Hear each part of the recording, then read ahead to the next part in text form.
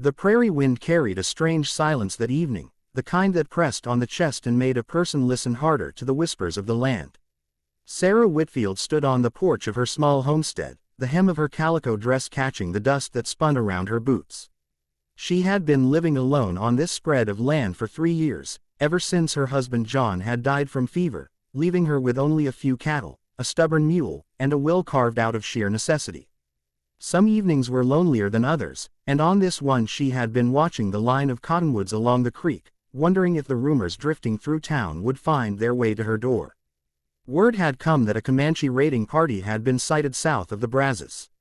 To settlers, the name Comanche still raised fear, like thunder rolling across the plains. Sarah had learned to keep her rifle clean and her nerves steady. Yet she also remembered her husband's words, spoken with a half-smile while mending a fence post. "Don't forget, Sarah, the land don't belong to just us. They've walked it long before we ever built these walls." As dusk fell, she heard hoofbeats, ragged and uneven. Not the clean rhythm of a rider with strength, but the stumble of a horse nearly spent.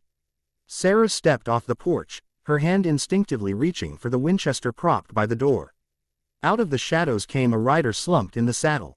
His chest was slick with blood, his hair long and black, braided with beads. The truth of him struck her. He was Comanche. His face was taut with pain, and his breath came in short, harsh bursts. He swayed, then toppled from the horse, hitting the ground hard. For a long moment, Sarah froze. She knew what it meant to harbor one of his kind. The men from town had been itching for a fight, and if they suspected she had helped a Comanche, she would be branded a traitor to her own. But then the wounded man groaned, his hand weakly reaching for the earth as if to hold on to life itself. His eyes, dark and unyielding, met hers for only a breath, but in that look she saw not the fury of a warrior, but the raw edge of mortality. Sarah made her choice. Dragging him into her cabin was no easy task. He was tall, heavy with muscle even in weakness, and every step left streaks of blood across her wooden floor. She laid him on her bed, tore strips from an old sheet, and cleaned the wound as best she could. A bullet had ripped through his shoulder, tearing flesh but sparing bone. She boiled water, ground some willow bark she kept for fevers, and pressed cloth to the wound. He clenched his teeth but never cried out.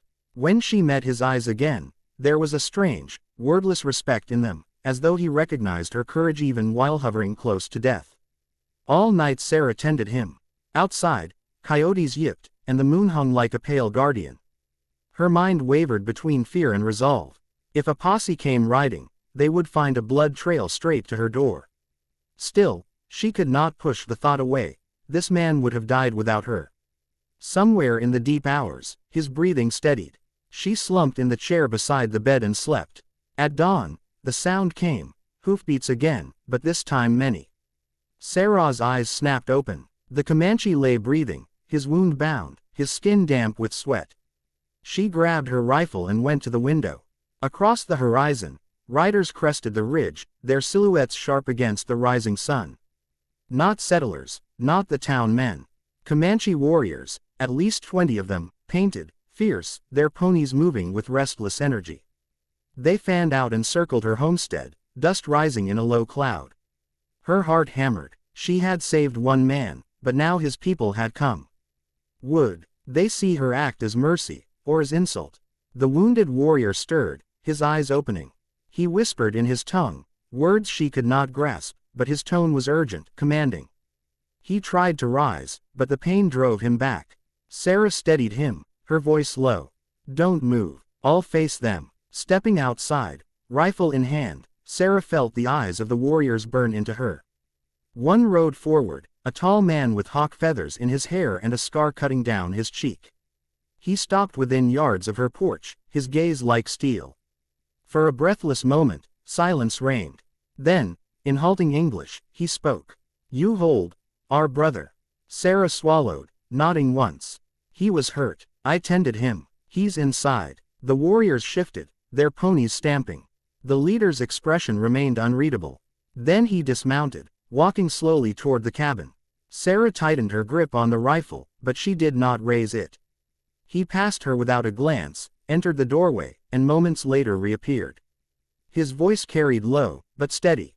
"You save him. You could leave him. You did not. His eyes narrowed, weighing her. Why? Sarah found her voice. Because he was dying. A man's life shouldn't be thrown away, no matter who he is. The leader studied her, then raised his hand. The warriors behind him lowered their weapons, though their eyes never softened. He turned back to Sarah. You are brave, foolish, but brave. In the days that followed, the wounded warrior, whose name she learned was Tahu, recovered in her cabin. The Comanche came each dawn, bringing meat, herbs, even water from the creek. They kept watch, ensuring no settler posse dared approach. It was as though an unspoken truce had formed around Sarah's land. She began to see Tahu not as the settlers' stories painted him, a savage, merciless raider, but as a man with a family, a people, a burden of survival as heavy as her own. And yet, word spread. The townsfolk whispered of her harboring an enemy. One evening, a posse did ride out, faces grim, guns ready. They demanded she hand over the Comanche. Sarah stood on her porch, rifle across her arms, her chin high. Behind her, Tahu's warriors emerged from the tree line like shadows made flesh, bows drawn, rifles aimed. For a tense heartbeat, the settlers and the Comanche stared each other down. Then Sarah's voice cut through the dust. You'll not take him. He was a dying man, and I gave him life. If you think that's a crime, you'll have to shoot me first. The settlers faltered. None dared fire. Not with the Comanche watching, not with Sarah's eyes unflinching. Slowly, the posse withdrew, their muttered threats fading into the wind. From that day, Sarah's name carried differently across the plains. Some called her a fool, others a traitor, but among the Comanche, she was remembered as the woman who defied death and chose mercy. And though she never sought it, she had gained something rare, respect that crossed the hard line between two worlds. Tahu left her homestead when his strength returned, riding with his warriors into the endless horizon. Yet before he went, he placed in her hands a beaded necklace, its colors vivid, its meaning clear. A bond, a promise. Sarah watched them disappear into the west, her heart heavy and strangely full. She turned back to her cabin, the wind stirring the cottonwoods, whispering of all that had passed. She had saved a life, and in doing so, had changed her own forever. And when the prairie nights grew quiet again, she often wondered if somewhere beyond the ridges, a Comanche warrior thought of the woman who stood against fear and chose humanity instead.